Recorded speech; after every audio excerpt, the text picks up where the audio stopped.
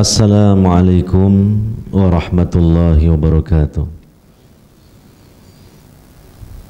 Innal hamdalillah nahmaduhu wa nasta'inuhu wa nastaghfiruh wa na'udzu billahi min syururi anfusina wa sayyiati a'malina. Man yahdihillahu fala mudilla lahu wa man yudlil fala hadiyalah. Ashhadu an la ilaha illallah wahdahu la syarika lah wa ashhadu anna Muhammadan abduhu wa rasuluh sallallahu alaihi wa ala alihi wa ashabihi ajmain wa man tabi'ahum bi ihsanin ila yaumiddin. Amma ba'd. Hadirin para bapak dan saudara sekalian yang semoga selalu mendapatkan rahmat dan juga taufik dari Allah Subhanahu wa ta'ala. Alhamdulillah, pada kesempatan subuh di hari ini, di hari Jumat yang merupakan Sayyidul Ayyam, penghulu dari hari-hari dalam sepekan, dan dikatakan juga termasuk hari raya kaum muslimin. Selain 2 hari raya dalam hitungan 1 tahun, yaitu selain Idul Fitri dan Idul Adha. Dan insya Allah semoga Allah memberikan umur dan kesempatan bagi kita sekalian. Besok juga kita sudah berhari raya lagi, hari raya tahunan, yaitu Idul Fitri tahun 1444 Hijriah. Hari ini adalah hari terakhir di bulan Ramadan pada kesempatan kali ini. Beruntung dan berharaplah kepada Allah Subhanahu wa ta'ala bagi kita yang istiqomah dalam mengisi hari-hari di bulan Ramadan ini dengan melakukan berbagai kegiatan ibadah kepada Allah Subhanahu wa ta'ala. Yang utama adalah siam, puasa di siang harinya, kemudian malam harinya melaksanakan qiyamul lail, wabil khusus yang diberi kemudahan oleh Allah Subhanahu wa ta'ala, yang i'tikaf juga sampai selesai insyaallah, mungkin besok subuh selesai. Maka di penghujung Ramadan kali ini, takdirnya saya juga bisa hadir ke sini untuk menemani panjenengan semua dalam melakukan ibadah dan pendekatan diri kepada Allah Subhanahu wa ta'ala. Sekaligus mungkin saya juga mewakili dari Yayasan As-Sunnah Mojokerto, sekaligus mewakili dari segenap pengurus takmir Masjid Imam Syafi'i, mungkin menyampaikan sedikit kalimat ikhtitam atau penutupan dari acara-acara ibadah-ibadah kita di bulan Ramadan, khususnya yang diselenggarakan di masjid ini. Hadirin para bapak dan saudara sekalian yang dimuliakan oleh Allah Subhanahu wa ta'ala, saya akan sampaikan tema yang sesuai ya dengan momen kita berada di ujung Ramadan pada kesempatan kali ini, yaitu ketika Ramadan pergi ya. Insya Allah sebentar lagi Ramadan akan pergi meninggalkan kita. Jadi ini adalah Ramadan, hari yang terakhir bagi kita, di Ramadan kali ini, atau jangan-jangan memang ini Ramadan terakhir dalam hidup kita di dunia ini. Karena tahun depan kita nggak tahu apakah kita bertemu dengan Ramadan lagi ataukah kita lebih dulu bertemu dengan Allah Subhanahu wa ta'ala, karena memang takdirnya kita sudah mencapai ajal kita. Maka merenungkan tentang hal ini, mari dalam waktu beberapa jam ke depan sampai Ramadan kali ini selesai, kita gunakan sebaik-baiknya supaya Ramadan ini benar-benar justru yang terakhir, yang terbaik. Dan tak kalah pentingnya kita iringi, kita kawal segenap ibadah-ibadah kita dan amal-amal soleh kita selama Ramadan kali ini dengan banyak-banyak berdoa kepada Allah Subhanahu wa ta'ala. Doa yang ikhlas, doa yang khidmat dan khusyuk, bahkan doa yang panjang yang kita panjatkan kepada Allah Subhanahu wa ta'ala. Manakala Ramadan ini akan berlalu, akan meninggalkan kita, maka ada dua hal terpenting yang harus kita perhatikan, ya. Yang pertama, bagaimana kita berpisah dengan Ramadan ini dan bagaimana kita, hati kita, pikiran kita, serta juga doa-doa kita yang sebanyak-banyaknya kita panjatkan kepada Allah Subhanahu wa ta'ala supaya ibadah-ibadah yang kita laksanakan itu diterima oleh Allah Subhanahu wa ta'ala. Karena ketika kita mampu melaksanakan satu ibadah dan amal soleh, kita tidak tahu apakah itu diterima oleh Allah Subhanahu wa ta'ala ataukah tidak. Karena kan tidak ada pemberitahuan kepada kita sekarang ini di dunia ini. Tidak ada surat yang mungkin turun dari langit yang menjelaskan keterangan bahwa ibadah-ibadah kita selama bulan Ramadan ini diterima oleh Allah Subhanahu wa ta'ala. Kita hanya mengupayakan dua hal sebagai syarat diterimanya amal. Yang pertama, ittiba'ur Rasuli sallallahu alaihi wasallam, mengikuti sunnah tuntunan Rasulullah sallallahu alaihi wasallam. Yang kedua, kita laksanakan dengan ikhlas karena Allah Subhanahu wa ta'ala. Itu yang harus kita lakukan. Tapi kita tidak tahu dalam pemenuhan dua syarat itu mungkin ada kekurangan di sana sini. Dari sisi ittiba'nya, demikian apalagi dari sisi keikhlasan, karena ikhlas itu sepertinya lebih sulit daripada ittiba.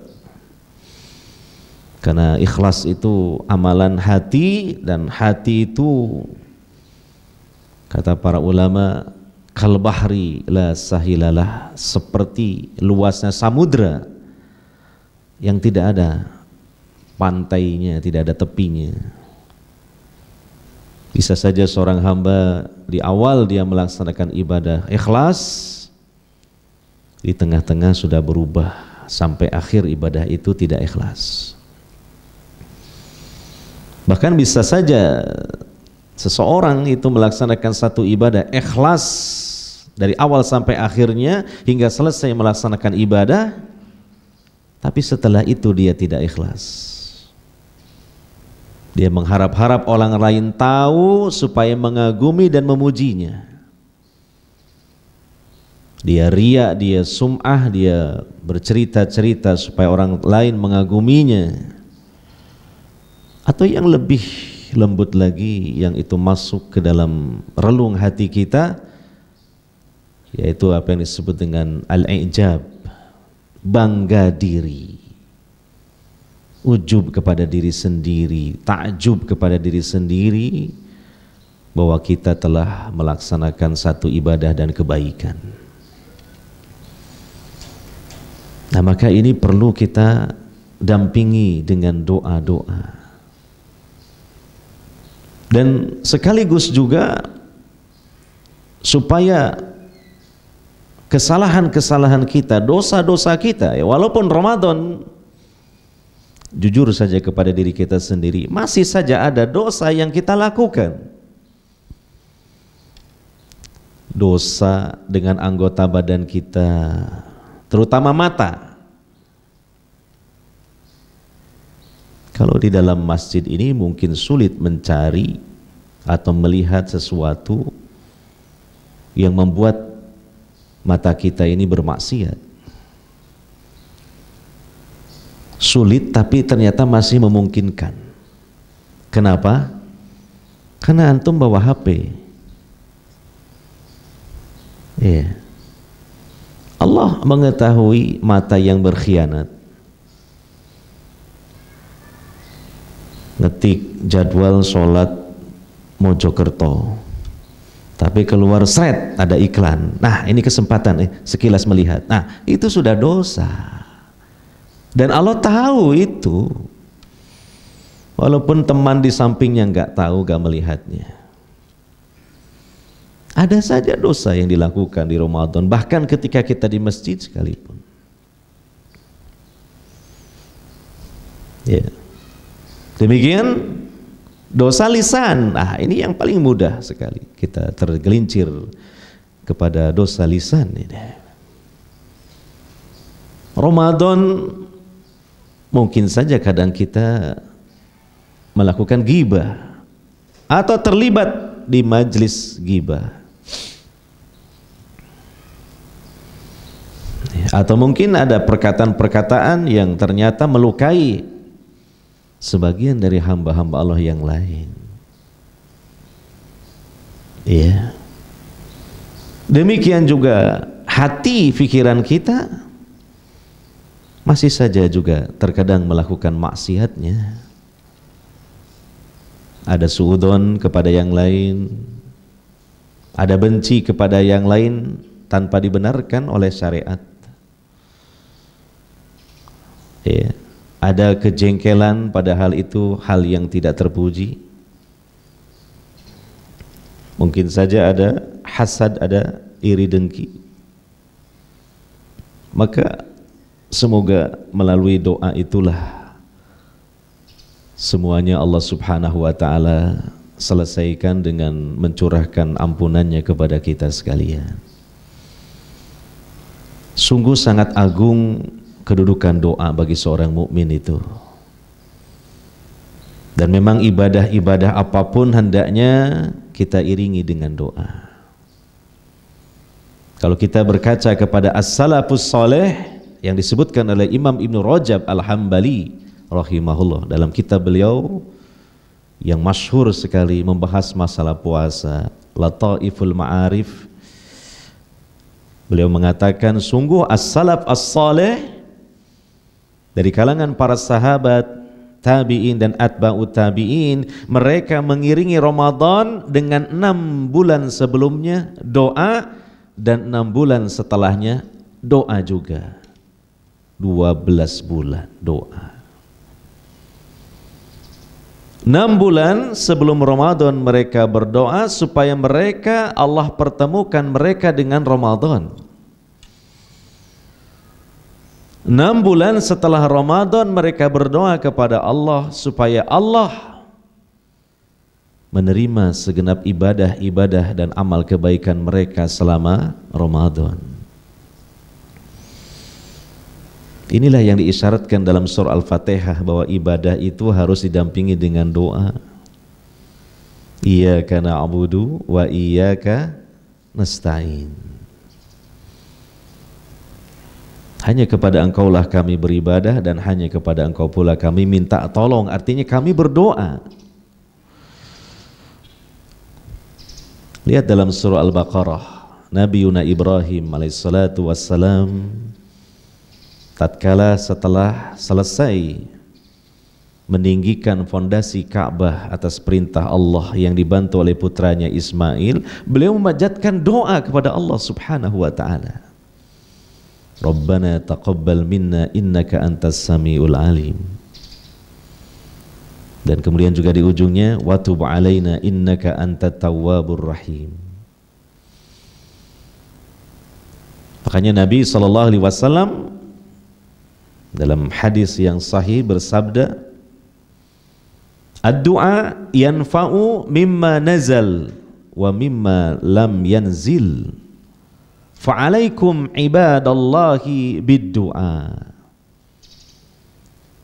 Doa itu bermanfaat untuk sesuatu yang sudah terjadi dan untuk sesuatu yang akan terjadi.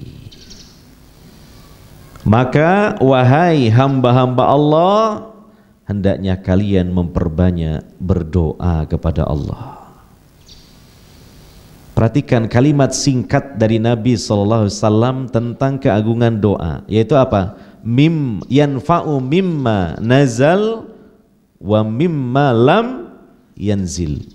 Garis bawahi itu. Coba kita cermati makna dari kalimat tersebut itu. Itu menunjukkan luar biasanya manfaat dari apa? Doa. Yanfa'u mimma nazal, bermanfaat untuk sesuatu yang sudah terjadi. Namanya sudah terjadi, berarti terjadinya di waktu yang telah lewat dan kita mustahil bisa kembali ke waktu yang sudah lewat. Fima madha dalam bahasa Arab itu sudah berlalu, sudah terjadi. Tidak mungkin perjalanan hidup kita bisa putar kembali ke belakang, nggak mungkin, tidak masuk akal. Padahal ada satu masalah yang besar di kemudian hari dari kejadian yang telah lewat yang kita lakukan, yaitu apa? Berbuat dosa. Kita sudah berbuat dosa. Dan Allah mencatat dalam catatan amal kita, catatan dosa. Tidak ada masalah ketika kita menghadap Allah di akhirat kecuali karena satu masalah, kalau kita membawa catatan dosa. Terus bagaimana solusinya supaya menyelesaikan masalah ini?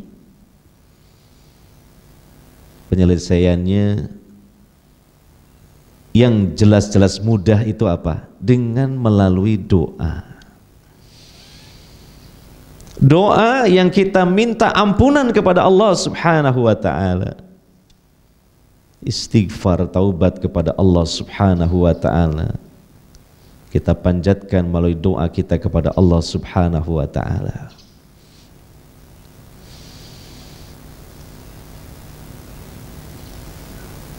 Kok kelihatannya sudah mulai pada ngantuk ya. Padahal saya tadi lihat habis makan sahur pada minum kopi.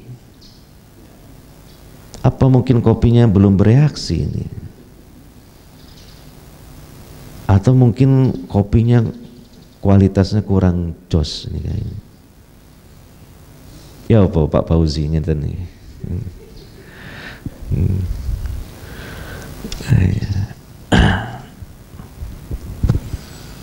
Padahal jenengan sudah ikhtiar habis makan sahur minum kopi, wah mungkin supaya nanti ikut pengajian gak ngantuk gitu.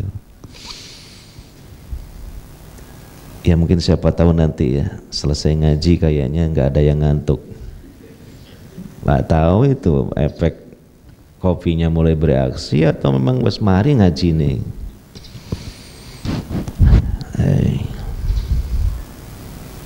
Sampean kalau bisa perangi ngantuknya. Ini terakhir loh ini biar husnul khotimah ya pengajiannya ya.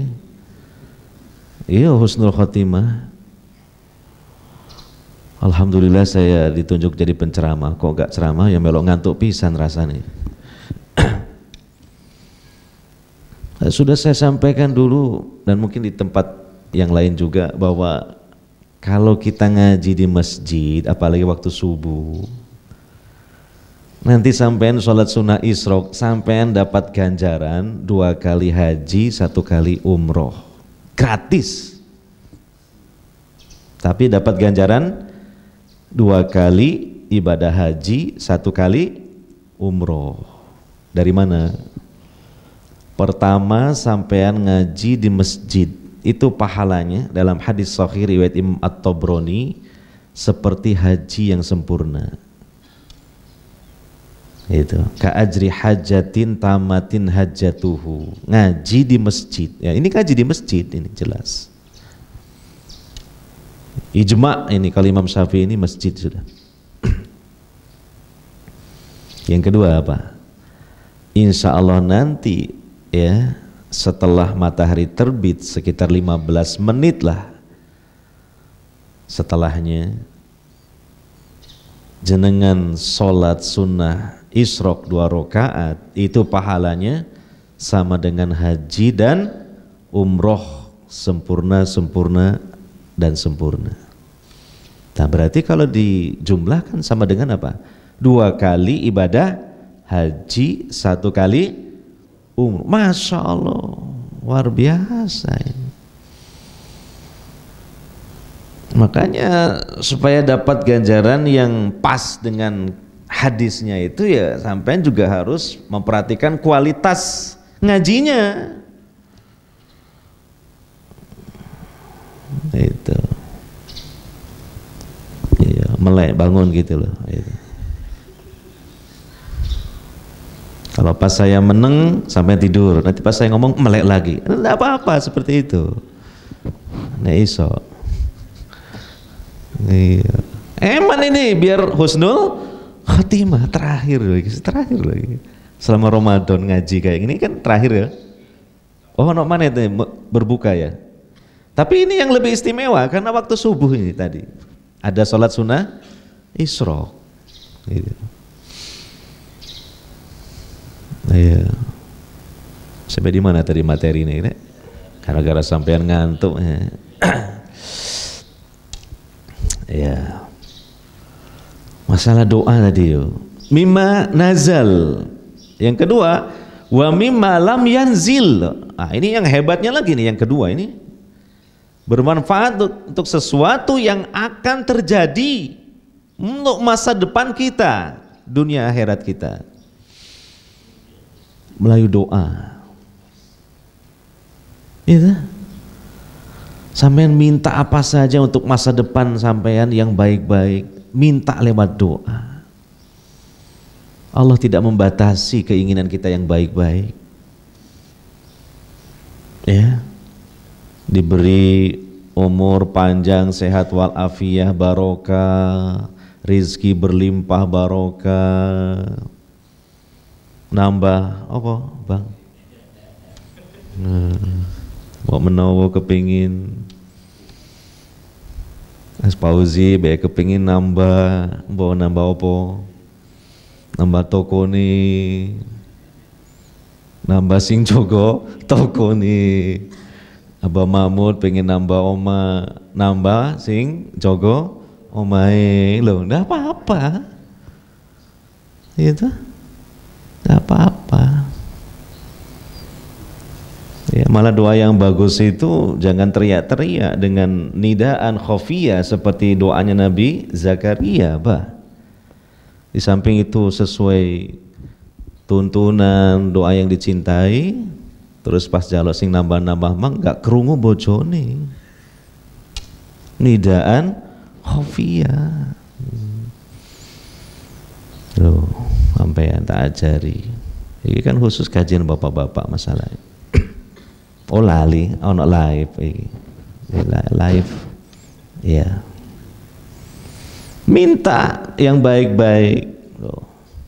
Mati husnul khotimah, minta sama Allah. Kita nggak tahu mati kita kayak apa, sedang apa, lagi ngapain kita mati.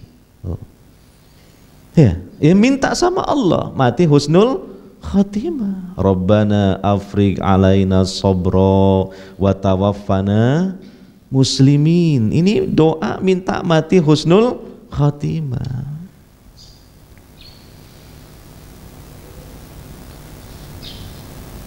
tambah kerungu ngorok ya. Terus minta apa? Di alam kubur dapat nikmat kubur, dihindarkan dari siksa kubur. Loh, doanya jangan nunggu nanti di alam kubur. Itu nggak bisa kita berdoa di alam kubur, kita sudah selesai beramal. Idza mata ibnu Adam in qata'a amalu. Ngandalkan anak soleh juga, iya kalau anaknya soleh. Nah kalau anaknya nggak soleh, awaladin solihin yad'ulah, mau menawa nanti pasti alam kubur dapat kiriman doa dari anakku yang soleh. Iya kalau anaknya soleh. Kalau nggak soleh, anak nggak soleh itu jangankan doakan orang tua, dia sendiri buat dirinya sendiri nggak pernah berdoa. Jangan terlalu mengandalkan orang lain. Kita yang harus mengupayakan.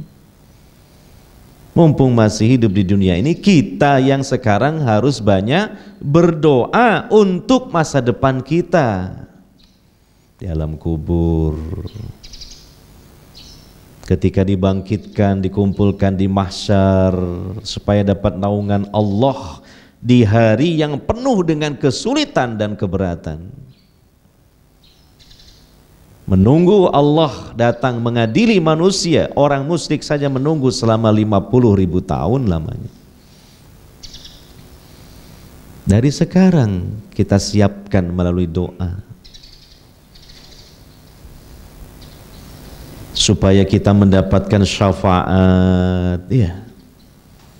Syafaat lewat malaikat, syafaat lewat orang-orang mukmin, syafaat lewat para nabi, syafaat lewat Nabi sallallahu alaihi wasallam. Syafaat langsung dari Allah Subhanahu wa ta'ala. Minta supaya di mahsyar dimampirkan ke telaga Nabi, mereguk kesegaran airnya. Kata Nabi, siapa yang minum satu teguk saja tidak akan merasa kehausan setelah itu selama-lamanya. Minta ketika menghadapi hisab, diberi hisab yang ringan setidaknya. Allahumma hasibni hisaban yasiro. Itu sering dibaca oleh Nabi sallallahu alaihi wasallam. Bahkan dalam solat-solat beliau. Minta ketika yaumul mizan, ketika menghadapi mizan timbangan amal kita, daun timbangan yang di atasnya diletakkan kebaikan kita, itu yang lebih berat daripada keburukan kita, sehingga kita mendapatkan fi 'ishatir radiyah. Minta kepada Allah supaya ketika melewati sirat selamat, bahkan bisa melaju dengan cepat, karena di bawahnya sangat mengerikan api neraka. Hingga kita mohon kepada Allah selamat dari neraka, masuk ke dalam surga. Ini harus di akhir Ramadan ini kita banyak berdoa pada Allah Subhanahu wa ta'ala. Apalagi di waktu yang mustajabah, hari Jumat ini ada waktu yang mustajabah untuk berdoa, yaitu nanti sore hari di waktu asar. Ada satu waktu yang apabila seorang hamba mukmin berdoa kepada Allah, insya Allah doanya dikabulkan. Pas sekali itu akhir Ramadannya Jumat, sore harinya berdoa, doa sepuas-puasnya, doa yang baik-baik.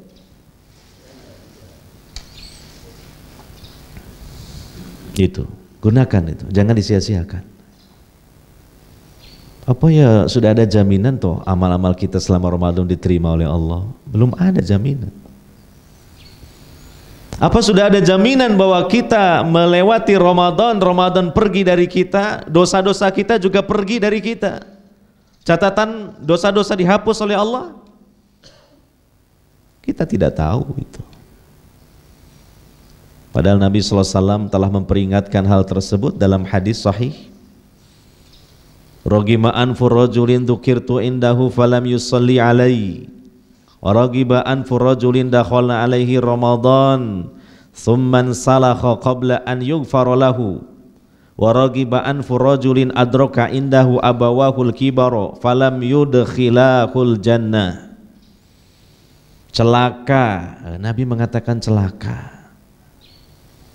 seseorang yang aku disebut di sisinya lalu tidak bersolawat untukku. Ojo medit-medit solawat, apalagi disebut nama Nabi Muhammad sallallahu alaihi wasallam. Termasuk hari Jumat ini disunnahkan memperbanyak solawat.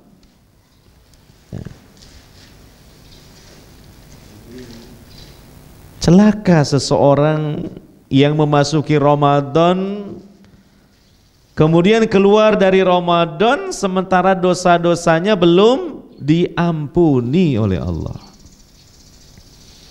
Gitu kok kesusu langsung kita merayakan hari kemenangan kita. Kemenangan apa? Banyak-banyak dulu menangis kepada Allah, banyak-banyak dulu memohon kepada Allah. Jangan kesusu hari kemenangan, hari kemenangan.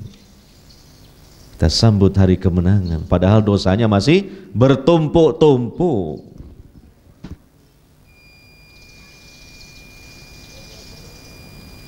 Itu.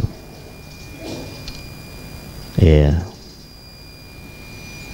Dan celaka seseorang yang mendapatkan kedua orang tuanya yang lanjut usia namun tidak bisa memasukkannya ke dalam surga. Dan ini andainya kita lakukan di penghujung Ramadan nih, seperti hari ini, ya. Bagaimana sikap as-salafus saleh di penghujung Ramadan? Mereka justru kebanyakan malah bersedih dan digelayuti perasaan cemas apabila amal-amal mereka di bulan Ramadan tidak diterima oleh Allah dan kesalahan-kesalahan mereka tidak diampuni oleh Allah Subhanahu wa taala. Ibunda Aisyah radhiyallahu anha pernah mengatakan, wahai Rasulullah, Allah taala berfirman ya, dalam surah Al-Mu'minun ayat 60, walladzina yu'tuna ma atau wa qulubuhum wajilatun annahum ila rabbihim raji'un. Dan orang-orang yang memberikan apa yang telah mereka berikan, bersedekah, berinfak ya, dengan hati yang takut karena mereka tahu bahwa sesungguhnya mereka akan kembali kepada Rabb mereka. Ibunda Aisyah radhiyallahu anha mengatakan, bertanya kepada Nabi sallallahu alaihi wasallam, apakah mereka orang yang meminum khamr? Apakah mereka orang yang mencuri? Apakah mereka orang berzina? Kok sampai mereka takut hatinya? Kenapa mereka kok sampai takut hati mereka? Apakah mereka habis melakukan maksiat-maksiat, dosa-dosa besar? Apa jawaban Nabi SAW? La, ya bintas siddiq, walakinnahumul ladina yasumun wa yusallun wa yatasaddaqun wa hum yakhafuna an la yuqbala minhum. Ulaika alladhina yusari'una fil khairat wa hum laha sabiqun. Menarik sekali tafsir ini karena ditafsirkan sendiri oleh Nabi sallallahu alaihi wasallam. Tidak wahai putri As-Siddiq, tetapi mereka adalah orang-orang yang berpuasa. Nah, ini Ramadan ini. Mereka orang-orang yang sholat, banyak sholat. Setelah sholat fardu, sholat sunnah, terutama qiyamul lail, sholat tarawih.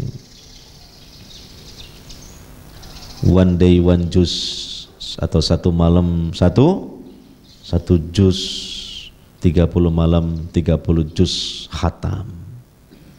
Luar biasa gitu.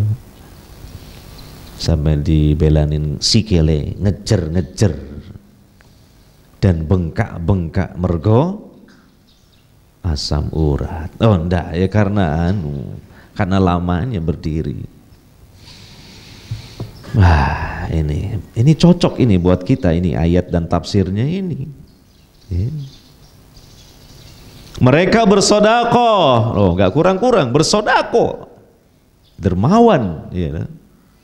Ngasih takjil tiap hari, takjil berapa ratus orang. Belum lagi mungkin zakat malnya, zakat fitrinya, belum sodakoh yang lain. Dermawan dan hartanya banyak. Gitu. Dan mereka khawatir amalannya tidak diterima. Loh, jadi sungguh pun mereka sudah banyak melakukan ibadah-ibadah ini, mereka iringi dengan apa? Kekhawatiran, kecemasan.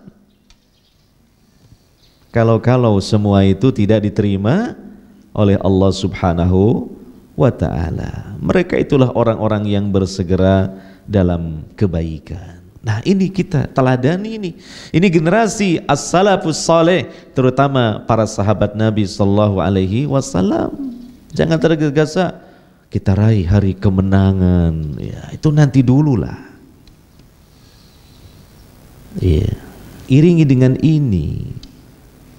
Ada roja, ada khauf. Roja, berharap rahmat Allah, semoga amal-amal kebaikan ini diterima. Ada khauf, takut kalau Allah tidak menerima, kalau Allah murka, kalau Allah menyiksa kita karena dosa-dosa yang belum diampuni. Ini kesempurnaan setelah kita melaksanakan ibadah itu. Maka sungguh sangat jauh dari sifat ujub, karena dalam hati ada kekhawatiran. Ya. Sungguh jauh dari riya dan sum'ah. Iya, yang ada justru apa? Harapan dan ketakutan.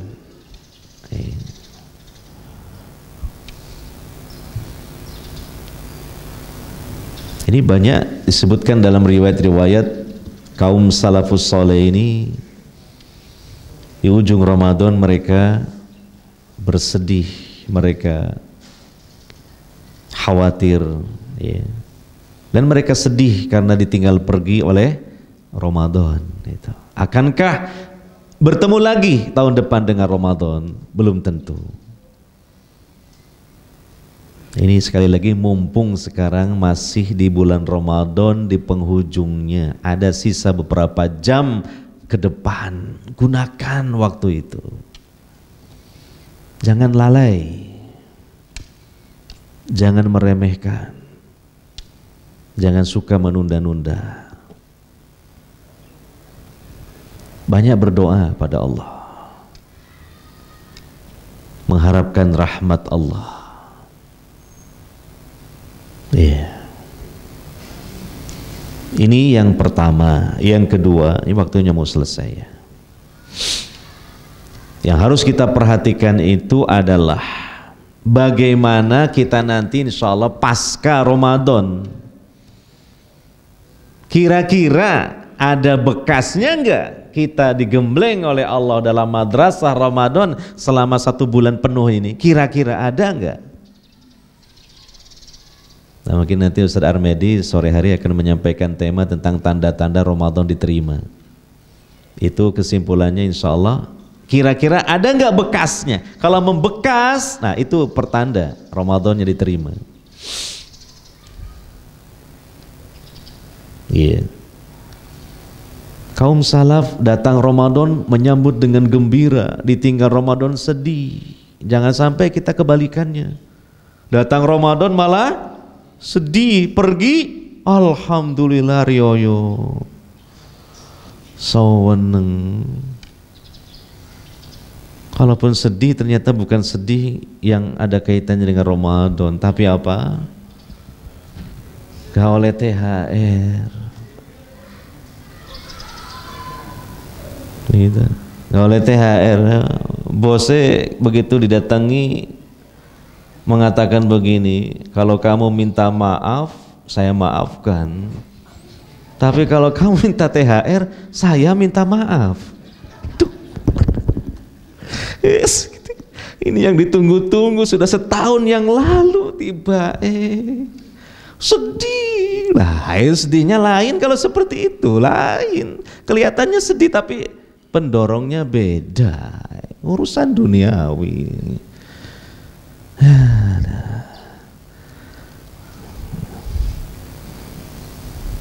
Jadi pasca Ramadan itu bagaimana? Ada pengaruhnya enggak? Gitu loh. Coba lihat pada diri kita masing-masing, jangan lihat orang lain lah. Maka ada istilah dari para ulama, orang yang sukses dengan gemblengan Ramadan, dia menjadi seorang insan robbani. Tapi yang tidak sukses dengan gemblengan Ramadan disebut insan Ramadhani. Beda.